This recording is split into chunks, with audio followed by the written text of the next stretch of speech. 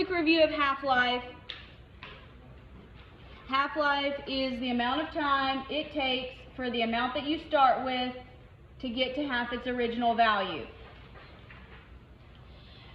It depends on the order of the reaction. For a zero order, it's A0 over 2K. For a first order reaction, which is going to be the majority of the calculations that you're going to see in real life, you can derive it, but the short form is 0.693 divided by K, or if you want to write it as the natural log of 0.5, you can do that. That works as well. For first order, it does not matter the initial concentration, so it's independent of that. That's why we like to use it for first order calculations. For second order, half-life gets longer as concentration goes down because it's proportional to the inverse of your original concentration.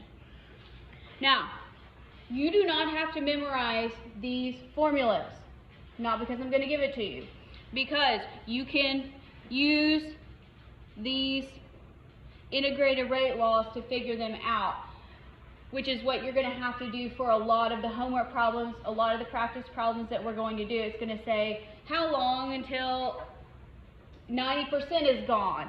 You're going to use the ratios, and that's what we're going to work on today. So let's start with one that's fairly easy. Molecular iodine is going to dissociate at 625 Kelvin. It is first order. The rate constant is 0.271 inverse seconds. What is the half-life? Here, the first order, we can just use our little formula here if you want. Divided by K.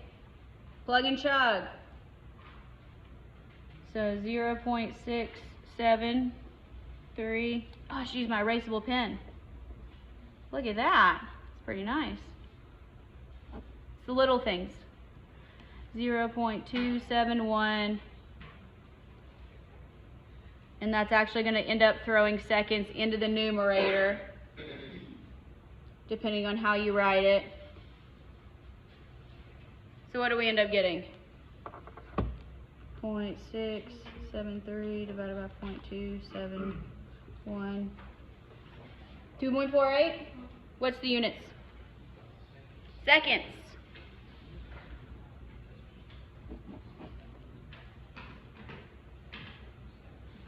Okay. What? K is the rate constant. Yes, the rate constant K.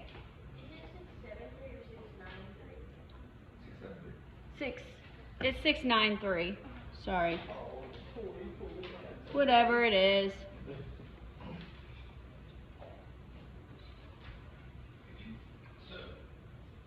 That'll probably make it a little bit higher. So probably like 2.5-ish. Again, decimal places. All about the process. All right, so the first order reaction. So again, we're in first order. The half-life is 26.4 seconds. How long does it take for the concentration of the reactant, which it doesn't tell us, doesn't matter, to fall to 1/8 of its initial value? Okay. The first thing we're going to need to do is we need to figure out the rate constant. So let's do that. So let's write out 693 divided by rate constant K. Plug in what we know. This time it tells us the half-life. So 26.4 seconds equals 0.693 divided by K. K is going to come out to be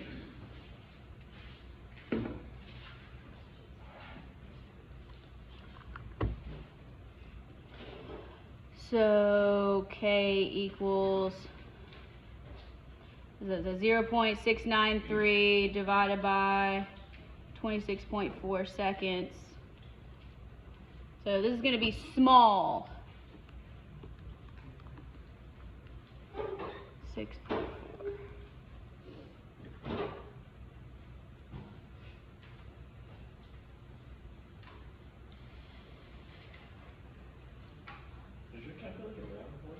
What? Is your calculator round or something different? I know that's. No. Oh, you didn't put in the 0.45. You just put in 0.4. This is an S. Oh, okay. Yeah, this is why I need my glasses. It's an S. Yeah. That's okay. All right. So K equals 0.02625 inverse seconds. Yes? Okay. Now, this here, now we're going to use our integrated rate law. This is what you need to get comfortable doing. So our first order integrated rate law says, I like it this way, natural log concentration of A over original concentration, so A0, equals negative K times time. This question is asking for how long. So that means we're going to be solving for T. Okay. It's going to be easier to relate this. This is where you're going to want to use ratios. Do we actually know what the concentration of A is? No, it's not given in the problem. But we know we can substitute that the concentration of A, according to this, is 1/8 of the original concentration. Do we agree? Okay, everybody with me there? Okay, so natural log 1/8 of A0 over A0. A0's fall out. That's the key to working these problems. If they don't give you numbers, specifically concentrations, get them in terms of a ratio. Okay, and then we have negative K, so that's negative 0.02625 inverse seconds times time. All right, so that leaves us with natural log of 1/8 equals negative 0.02625 inverse seconds times time. So let's take natural log. If you're not going to convert it to a decimal, do use your parentheses. All right. So we got a negative number when we took the natural log, right? So now we divide by our negative number, so we have positive time. So let's divide by negative 0.02625.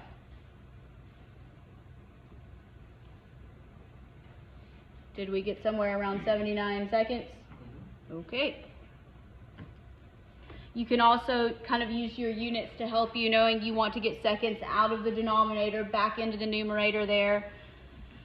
So time is 79.2 seconds.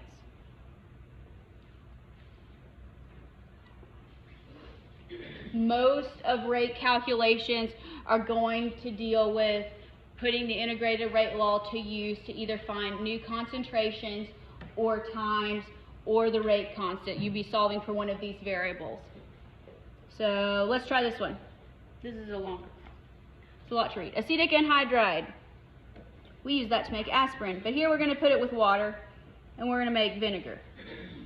At 5 degrees Celsius, the reaction is first order.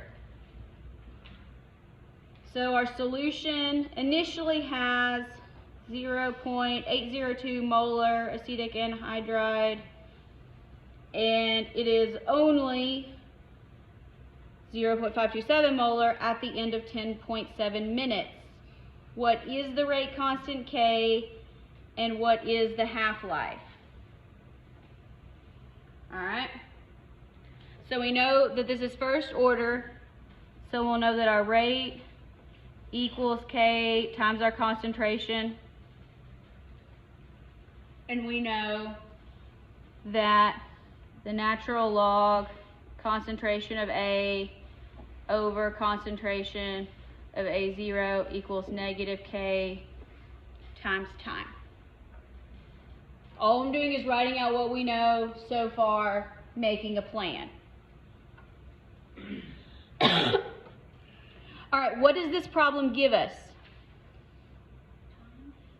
It gives us a time, yes, so it gives us a time, and it gives us two concentrations. So let's figure out which one is which, so we can plug this in. So we have two concentrations, so natural log stays the same. Which one is, so this is like A final or A at time t, however you want to put it. So that would be at the end. So this is going to be our lower concentration, it appears. So 0.527 molar divided by our original concentration, 0.802 molar, equals negative K, and our time here, the time is given in minutes. There's no need to convert it to seconds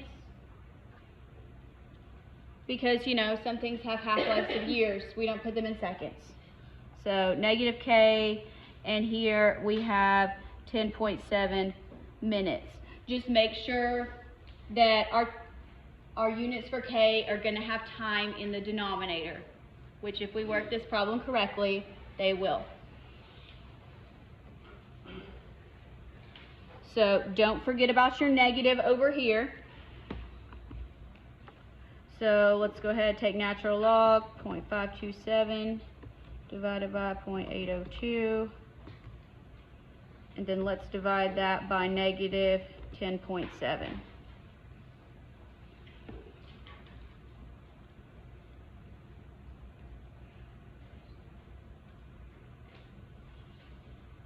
Uh, 0.0392, and in this case it's going to be inverse minutes. If you want to make it seconds, that's fine, but it's unnecessary. So if you want to cause me grief when grading, you can do that. So if we did that on a test, it would be wrong? It would not be wrong. It would cause me grief and cause you extra time. So you might not finish. I feel that. Okay, so we have done the first part where it says find the rate constant K. Now it says find the half-life. So we can use half-life 0.693 over K. So 0.693 over 0.0392 inverse minutes.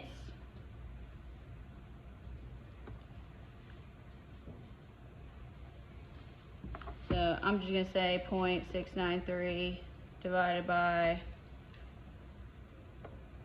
that answer.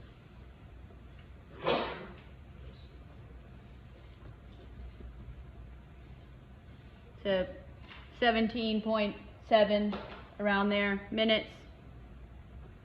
Is that what everybody got? Again, remember that we're in minutes, so we can stay in minutes. If you want seconds, do it. All right. Now, this is a wonderful table. This summarizes everything that we have talked about.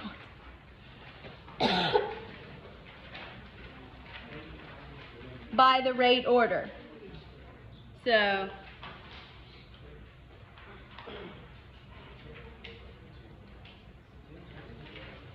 Integrated rate laws. Always given. Alright. So, let's talk about what kind of things affect a rate. So we haven't ever really talked about how or why reactions actually happen. We've done a little bit with thermodynamics, but we'll get into that a little bit more later, not this chapter. So there is a branch of chemistry that deals with theoretical kinetics. There are two theories that we will talk about. The first one is the collision model, and the second one is the transition state model. We will talk about the collision theory first. If you remember way back when, in Chem 170, when we briefly talked about kinetic molecular theory, that was where you had to have like the mass of the electron in kilograms. We didn't spend much time on it, so it's okay if you don't remember. But this deals with, in general, the number of collisions per unit volume, per unit time for something that's in a gas is around 10 to the 32nd collisions, so that's the number, collisions per liter per second. And if you don't like all these slashes in the units, you'll hate physics. That is okay though. Now, so of all these collisions that are occurring very frequently, so there's numerous ones, only a fraction of them, of all these collisions, ultimately lead to products where a reaction occurs. And so the theory says that the molecules that are colliding with each other, they have to bring enough kinetic energy, so they have to slam together fast enough or hard enough in order to provide the energy to break the bonds. So bond breakage. Because we know when we're calculating reactions, in order for something to happen, you have to break bonds, and which takes energy, and then you can form bonds, which releases energy. Talked about that in thermochemistry. So this comes to the concept of activation energy. Who's heard of activation energy before? Good, good. A few of you. If not, that's okay. It's not that complicated. The activation energy is the minimum, according to collision theory, the minimum kinetic energy that is required for a reaction to occur. If you look at this on an energy diagram, it's going to be the energy barrier. So you kind of have to go over a little hill before the reaction can go on. Now, how in the world does that go into rates? The rate that the reaction occurs, because this is what we're talking about, how fast the rate goes from reactants into products depends on the collision frequency. So how often they're colliding together, and also on the fraction of the molecules that have enough energy. Because we've already said not all collisions are going to result in products. So, if a reaction has a higher activation energy, that generally means that there is a small fraction of sufficient high energy molecules. So if not very many times, so if you try it and you're not successful, but 1 out of every 1,000 times, is your rate going to be fast or slow? It's probably going to be pretty slow. So that's going to be slow. So small and slow go together. So if you have a lower activation energy, the converse is true. There's a higher fraction of molecules that are available, so the reaction rate would be faster. But small and slow are easier for me to remember. But the converse is also true. If you prefer that orientation, it is not a problem for me. Now, let's talk about the orientation of molecule collision. This is kind of, this leads into why not every collision results in product formation. The stars have to align correctly. So the right atoms have to collide in order for a preferred new bond formulation. So in this example, we're gonna draw some structures. I'm gonna write the equation first. Dinitrogen monoxide plus nitrogen monoxide can react and form nitrogen gas and nitrogen dioxide. So, in order to kind of get the concept of the orientation, I'm going to draw just not a full Lewis structure, but dinitrogen monoxide looks like this. Nitrogen monoxide looks like this.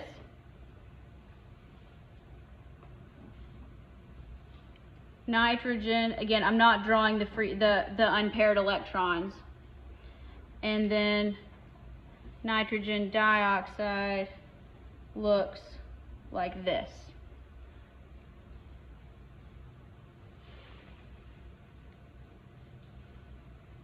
So in order for this reaction to happen, this nitrogen has to collide with this oxygen.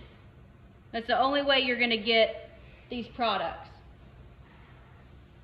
So they have to be lined up correctly, and they both have to have sufficient kinetic energy in order to break this oxygen bond in order for it to go on the other nitrogen.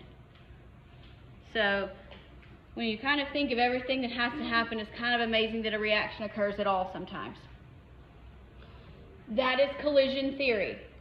Activation energy, number of collisions, fractions, stars have to align.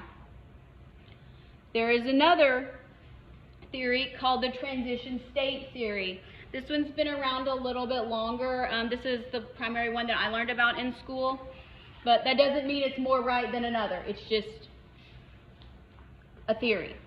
So it tries to explain why. So the transition state theory says that there exists a hypothetical activated complex, and that exists very briefly as the reactants transition into products where the reaction's occurring. And that this transition state that is existing is reversible.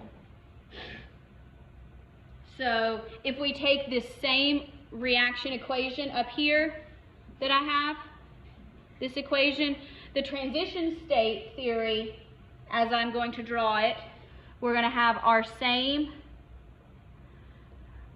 reactant there. Now, transition state says we're going to go through this temporary phase here where it's kind of in between. So the nitrogen there is sort of I didn't draw it right. I need some dots here. This bond is breaking, and this bond is forming.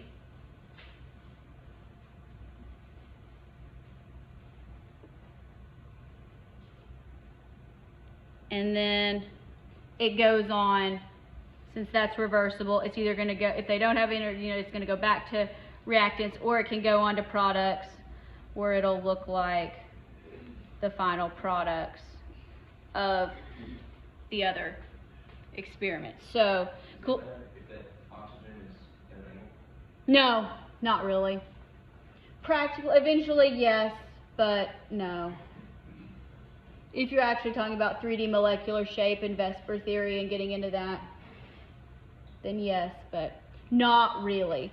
It matters more the angle if you're talking about collision theory.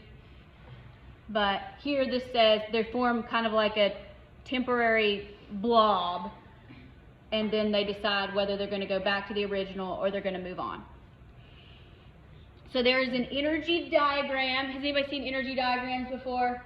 You may have and you may not realize it. Okay, an energy diagram. The energy diagram is very important.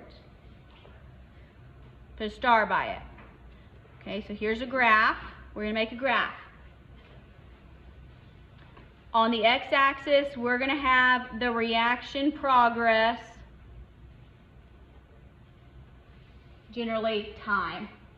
That's how you can kind of think of it. And on the y-axis, we're going to have energy, which is generally going to be expressed in kilojoules. We're going to do some calculations with this shortly.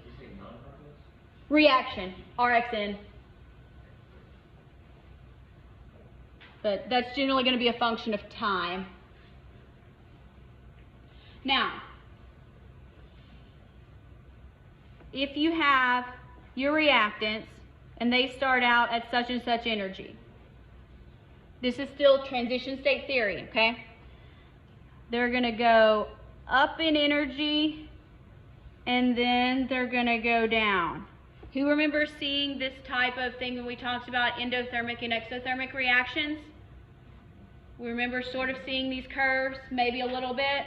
Yeah, whereas an exothermic reaction, it started low and ended high. It's going to be similar. So here, when we start out, the beginning of the reaction, these are our reactants. As the reaction progresses, we move towards products. Now, what we looked at previously when we were talking about thermochemistry was this difference right here between reactants and products. That's still there, and that is still delta H.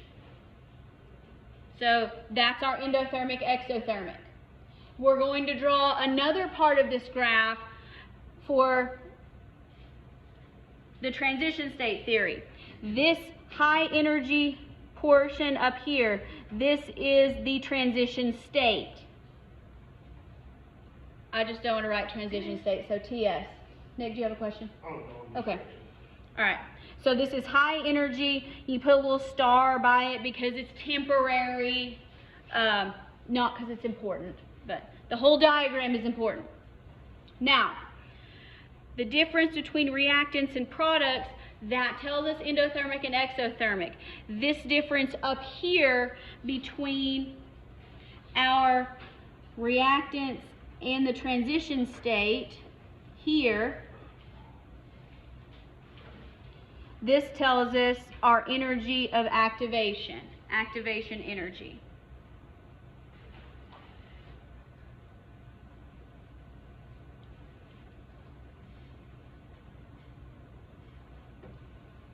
Does that make sense? Yes. Now,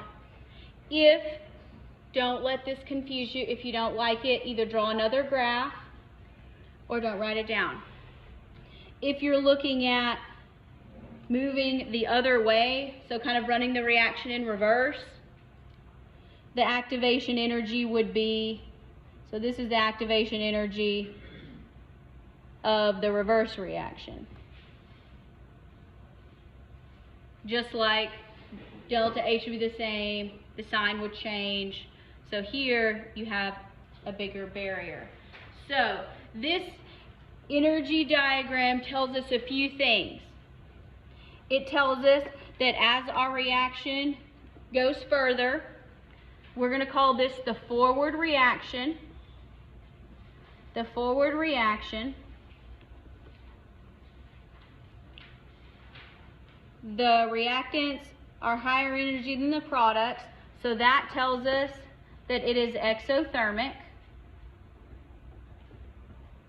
That's not new. That's something we've talked about previously. This tells us that there is a large, and again, depending on what it looks like, but I mean, I think this kind of looks like a rather big amount. So I'm going to say this is a pretty large energy barrier.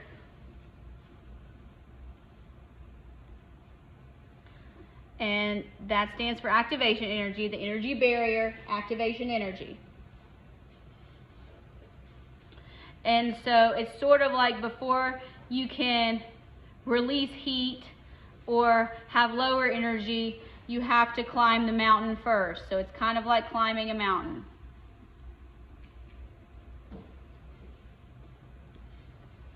I can tell you that when I ride my bike or when I'm out running, I can handle going uphill as long as I know there's a downhill and I get to coast. So, similar analogy. And then here we can say our delta H of reaction, which again, that's not new, this is just a review, is our energy difference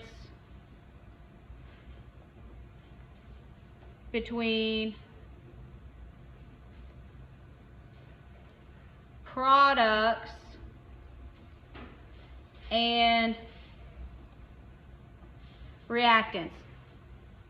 So you can calculate from an energy diagram delta H. You can look at it and probably say it's endothermic or exothermic, but remember P comes before R, products minus reactants. Any questions on the energy diagram? All right, let's make it more complicated.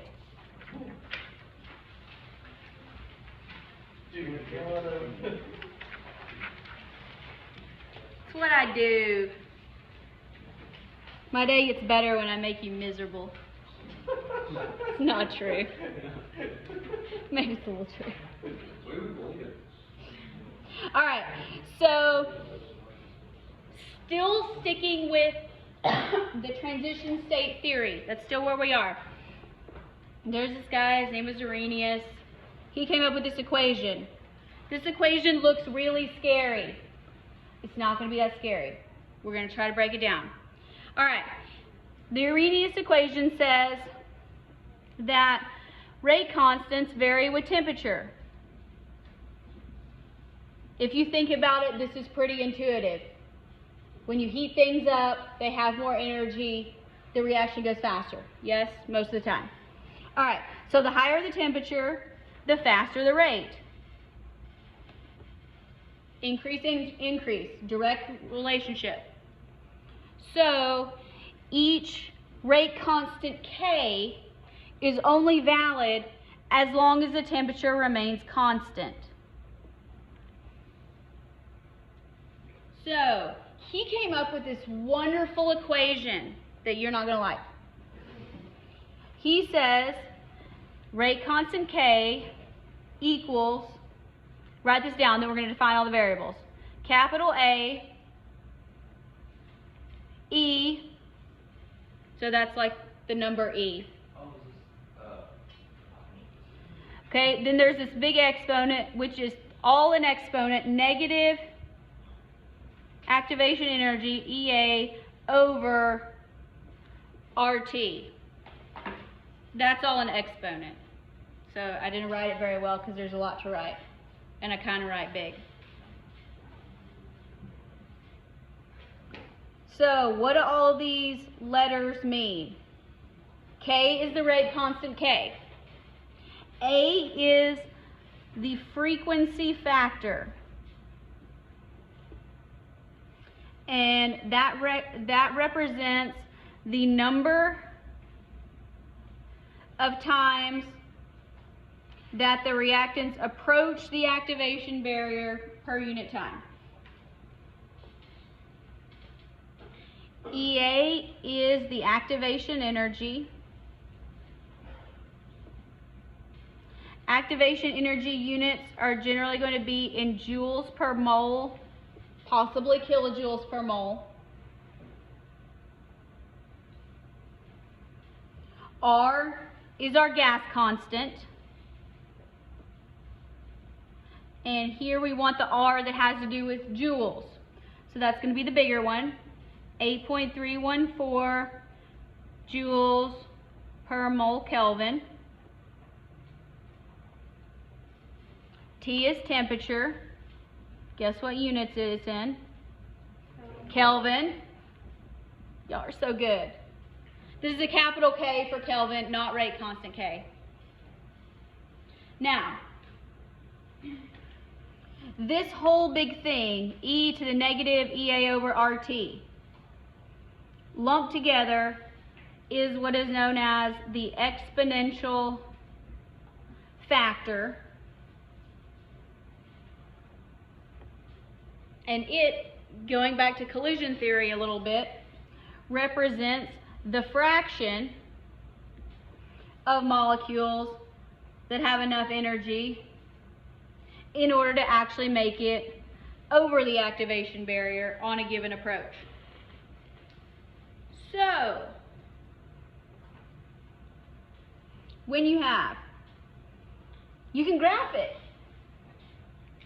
When you graph it, you have to plot. How he ever figured this out, I don't really even know. But anyway, he decided, let's plot natural log of K versus 1 over temperature. I mean, who does that? That just sounds, yeah, anyway. You're going to get a straight line. The slope equals negative activation energy over the gas constant. And the y-intercept is the natural log of the frequency factor. I mean, like, really? Okay, so using y equals mx plus b format, you get y, which is natural log of k, equals slope negative EA over R times x, which in this case is 1 over t, plus natural log of A. But these problems are just going to be like plug-in shot, aren't they? Yes, mostly. So they're not So, gonna be well, except here we actually have to graph it. oh no. Okay, fine. If you don't want, if you do this, you do it the same way, you're going to generate a linear regression. Okay, fine. Who wants me to just give it to you? Okay, in the interest of time, crazy people. We're spoiled. Oh my goodness. All right. So, you run this regression. So that would be list 1 is x, so that's 1 over temperature. List 2 is your y, which is natural log of k. And then you run a linear regression. When you do that, you're welcome. You get y equals negative 1.12 times 10 to the 4th x plus 26.8. So let's kind of recap what that means. This is an x, yes. Yeah, variable x. So this is the slope, this is the y-intercept. Let's recap what that means. Y is natural log of K. Yeah, natural log of K equals negative EA over R 1 over temperature plus natural log of A. Because that's just a great. He probably got a Nobel Prize for that too. Alright. This wants to know, what is the frequency factor A and the activation energy for the reaction, and to know the rate constant. So we can do a lot of things from this equation. So let's kind of work backwards here. The frequency factor is A. Alright? So in this equation, that's natural log A. That's the frequency factor. Alright, so plug and chug. Natural log of A equals 26.8. How do we get rid of natural log? E to that power. So A equals E to this 26.8. You're going to get a big number. So let's do that. So E to 26.8. It's huge. Okay. A is 4.36 times 10 to the 11th.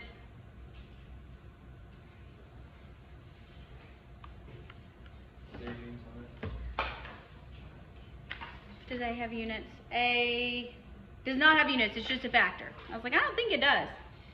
Alright, so A does not have units. It's just a multiplier. Alright, so we've done the first thing. Now, let's take and let's find activation energy. Activation energy here is in the slope. Yes? Plug and chug. Alright, so do we know the slope in this equation? Yes, there it is. So negative 1.12 times 10 to the 4th equals only the slope, negative EA over R. We do know what R is. R is the gas constant. So 1.12 times 10 to the 4th equals, oh, that's a negative. Negative EA. This is 8.314 joules per mole Kelvin.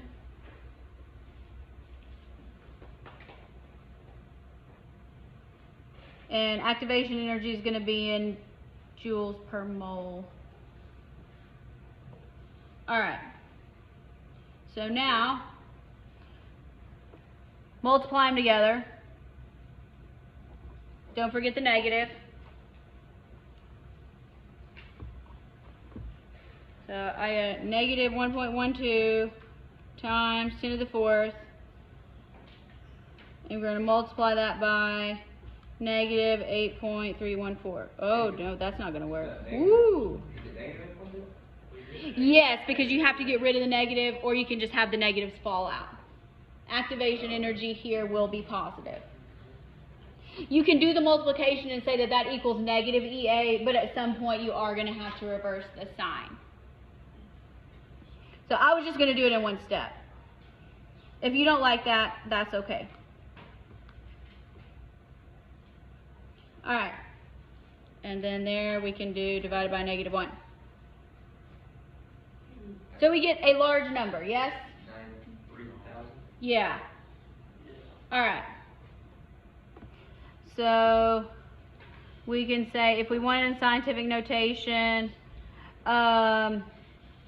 so with a 9.31 times 10 to the 1, 2, 3, 4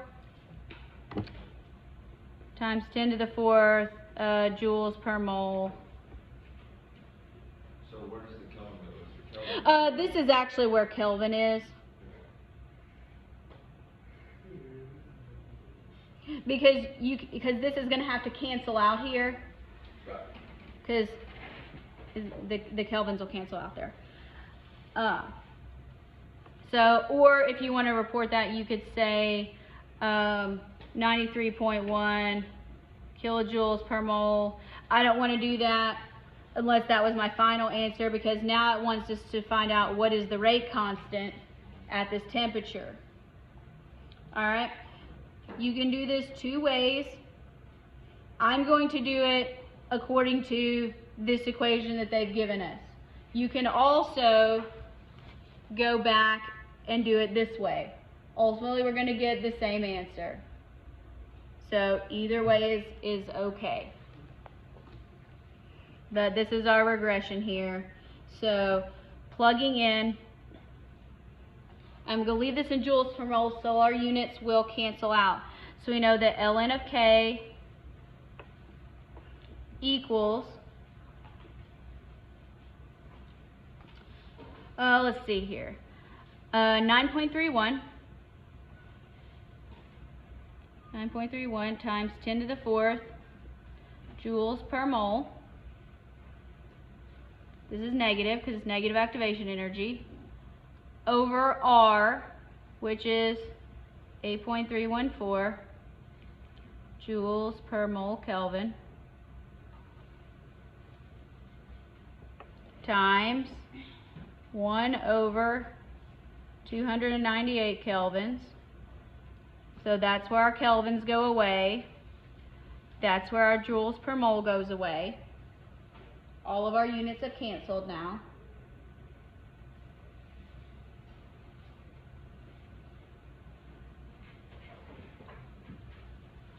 Plus, from our equation, 26.8.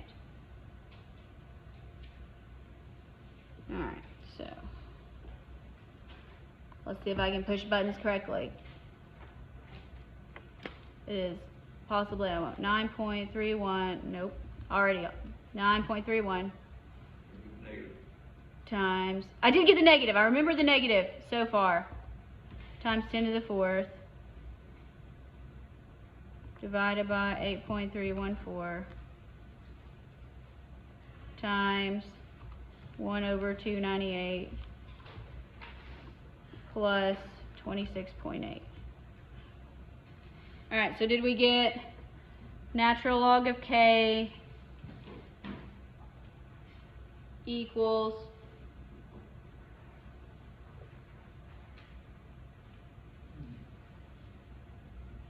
negative 10.77 or 78?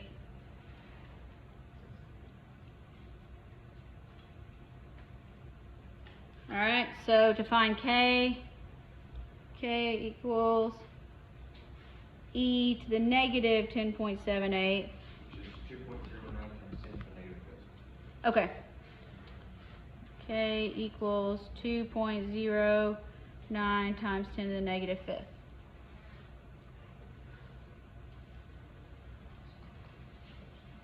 Beautiful. No?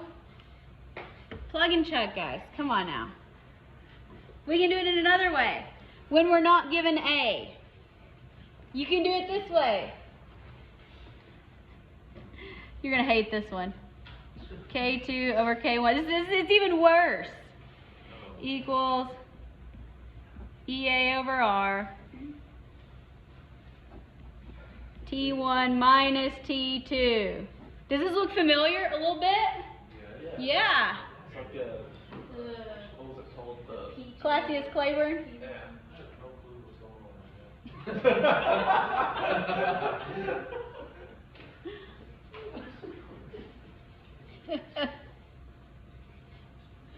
All right. So, But it's T1 instead of T2 before T1. it is. Yes. Wow. What's why? Accept it. Accept it. So, the important piece, I'm going to give this equation to you anyway. Oh, okay. Come on. Now, that does not mean that you have to look in the problem and appropriately label which one is T1 and which one is T2. Which one is K1 and which one is K2? That's the key to this problem. The rest is plugging and chugging. Alright, so as temperature increases, EA over RT decreases. So negative EA over RT increases, which means K increases, which means the reaction goes faster and you have a larger K, ultimately. This is the way it says the same thing. You don't have to go through the progression. As temperature increases, the reaction goes faster. You have a larger K. That's not new. We've said the same thing. Alright. This tells us the rate constant at 701 kelvins is measured as 2.57 inverse molarity inverse seconds. And that at 895 is measured at 567. That's a lot faster. Find the activation energy in kilojoules per mole. Okay. Now, here, order doesn't matter. Just make sure you have them paired correctly. So, I'm going to say that this is T1, and I'm going to say that this is K1. Are we okay with that? You can switch them up if you want to. Just don't lose track of them when you're plugging them in. So that means 895 is T2, 567 is K2. We want to find activation energy in kilojoules per mole. So plug in natural log K2, in this case 567, not 2, 567 molarity seconds. They're going to cancel out. And K1, which is 2.57 inverse molarity seconds, so those go away. That's a good thing. Equals EA over R, which in this case is 8.314 joules per mole Kelvin. Make sure to say that right. Okay. Now here, 1 over T1, which is 701 Kelvin, 1 over 895 Kelvin. Alright. I'm going to work the left side of the equation first and just work it down to an integer. Is everybody got this written down yet? Okay. Take your time writing it down. Most of this is just a matter of getting oriented to the problem and plugging things in correctly and letting your calculator do the hard work. So make sure you use your parentheses correctly. Talking to myself here. Okay, so I get 396.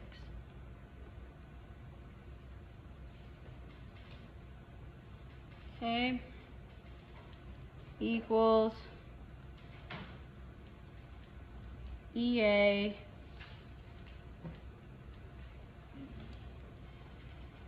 and I'm going to do 1 over 701. Calculator is smart enough to do order of operations, so you don't have to do parentheses here if you don't want to. So EA over 8.314 joules per mole Kelvin times times 3.092 times 10 to the negative fourth over kelvins. That's what it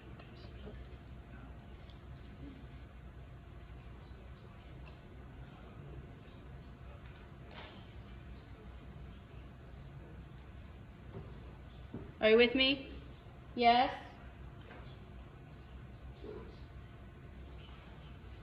Alright, what do you want to do next? Divide the last sign by that. 3.092. Okay, you want to go ahead and divide that? That's fine. Okay, so let's do 5.396 divided by that. So that gets us 17,450.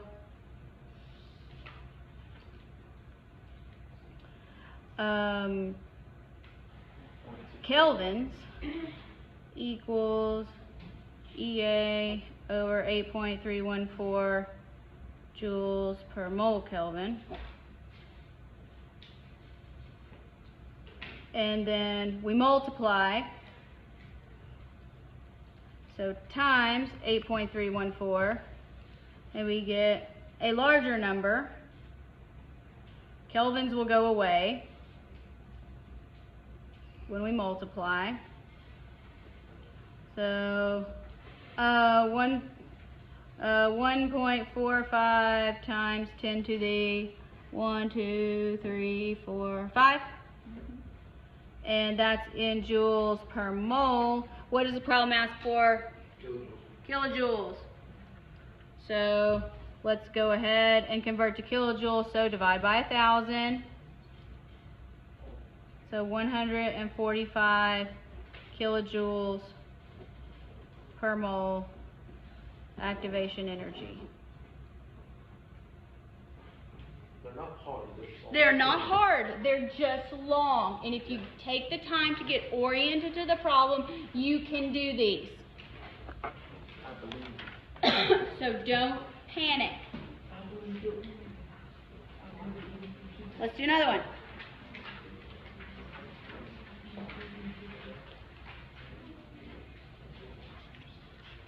Here's a practice one. All right. Here's the rate constant for K1 and K2. Look, I already labeled them for you. So that means this is T2, this is T1.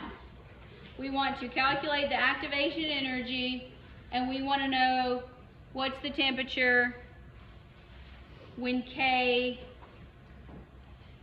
is this. So let's do the activation energy first, because we have done that before. So we're going to do ln K2 K1 equals EA over R T1 minus T2. Plug it in. Natural log K2, which is 2.8 times 10 to the negative 2. The units are going to cancel. I'm going to drop them off. Don't tell anybody. K1, 5.4 times 10 to the negative 4. Activation energy, that's an R, over 8.314 joules per mole Kelvin. 1 over T1, which is 599. And 1 over T2, which is 683.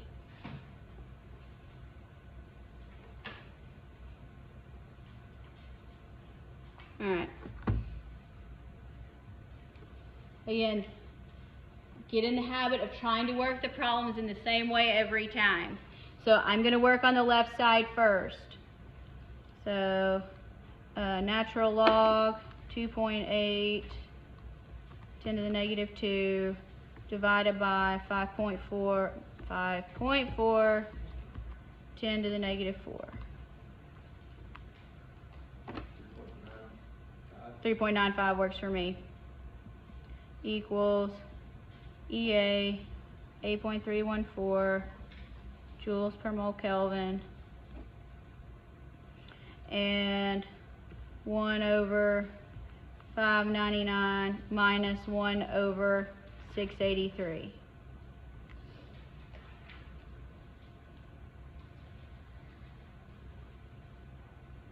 The kelvins will fall out here if you want to do that. So the kelvins, there they go, they're gone. So I got 2.05 times 10 to the negative 4. So now I'm going to get rid of this first, so I'm going to go ahead and divide. I'm going to do 3.95 divided by that answer. You can multiply first, it doesn't matter. Just, you'll get there eventually. So I got 19,238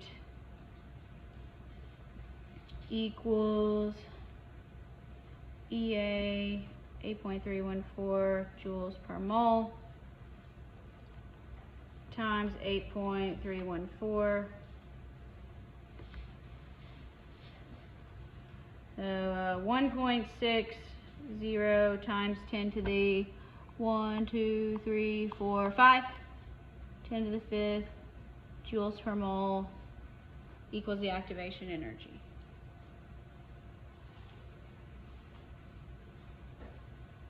So that's our first part. Everybody with me there? Maybe. It's okay if you're slow writing it down. That's okay. But it's just plugging and chugging. You can do this.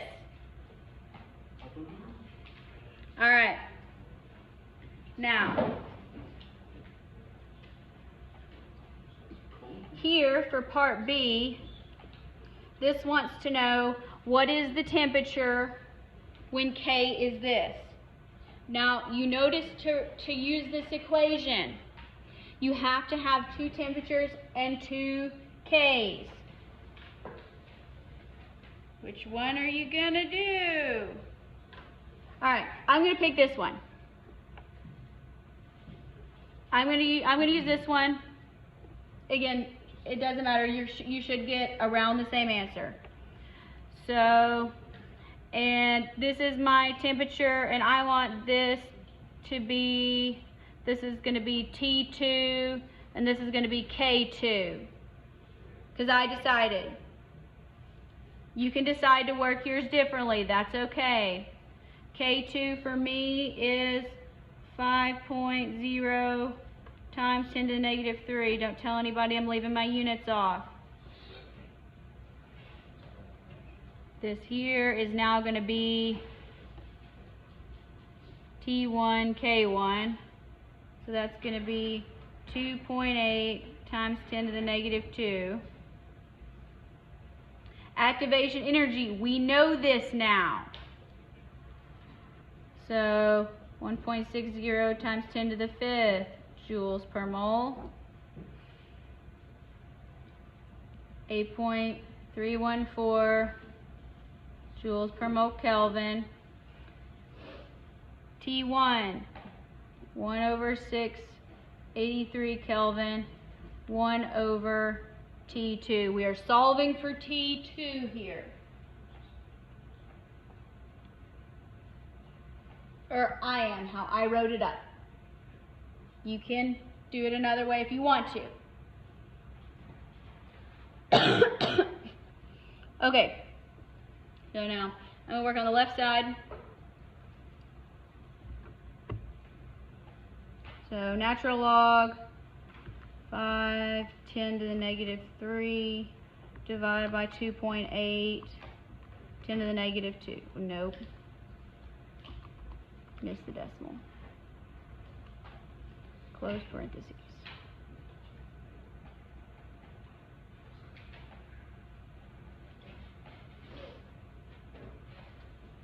Alright. I got a negative number. Anybody else get a negative number? Okay. 1.72. I'm going to go ahead and get this out of the way. 1.6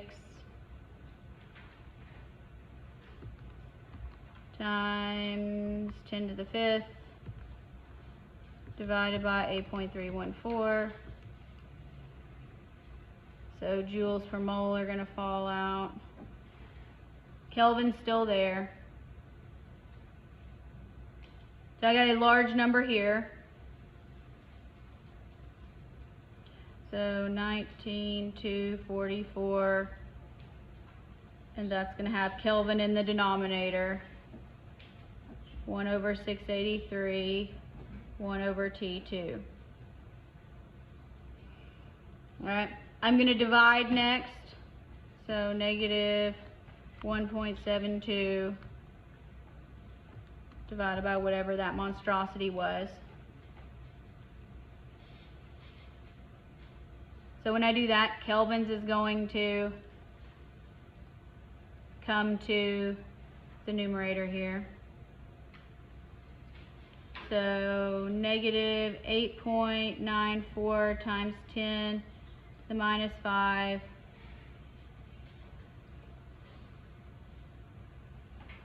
equals 1 over 683 minus 1 over T2. Alright, now I'm going to subtract, because I'm going to get rid of this. So I'm going to subtract 1 over 683. 1 over 683. And that's going to be a really small number.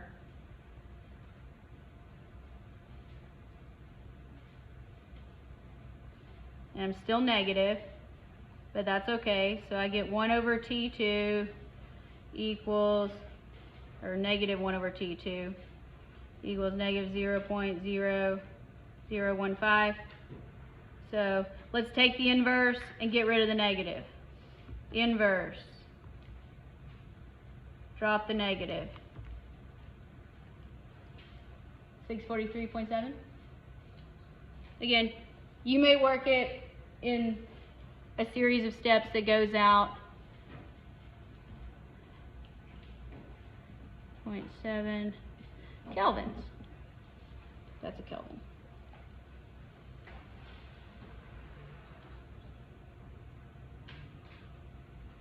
Wasn't that fun?